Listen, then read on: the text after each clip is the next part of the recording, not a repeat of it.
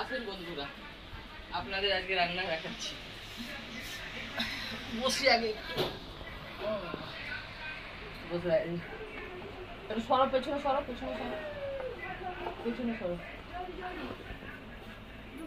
দেখুন আজকে रोटी कहाँ है? रोटी भी लेगा।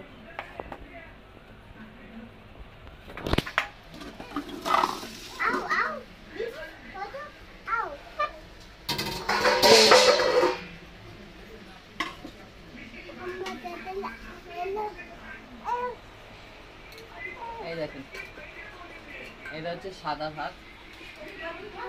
না না, এ তো রোজকার মেনু।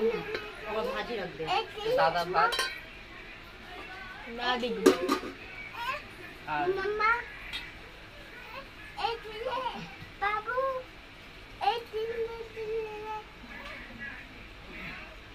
এই যে মাছের মাথা দিয়ে কচুরলতি, দেখেছেন কেমন হয়েছে? এই যে মাথা ভাজা দেখাচ্ছিল, মাছের মাথা দিয়ে কচুরলতি করেছি। তারপরে হচ্ছে এই যে ডিম ভাজা, পেঁয়াজ লঙ্কা দিয়ে ডিম ভাজা, এই যে পেঁয়াজ দিয়ে ভিন্ডি ভাজা, দেখতে পাচ্ছেন ভিন্ডি ভাজা, ডিম ভাজা। আচ্ছা, এটা হচ্ছে মাছের ডিমের বড়া, আর একটা মাছ ভাজা রেখেছি।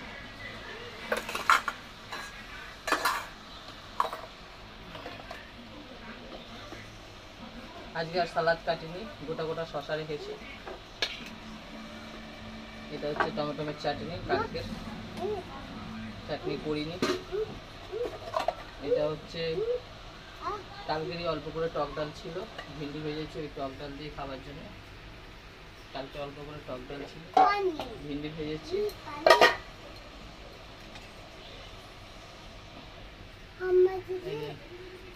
কাঁচকলা দিয়ে আলু দিয়ে